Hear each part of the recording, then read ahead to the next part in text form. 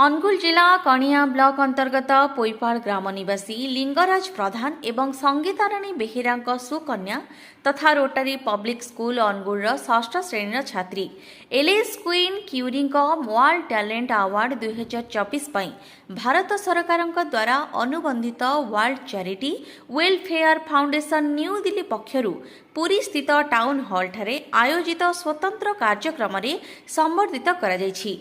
तत्सहित उक्त कार्यक्रम तांको कनिष्ठ अतिथि रूपे चयन करा जाई मंचरे पुरस्कार वितरण उत्सव में सामिल करा जायथिला।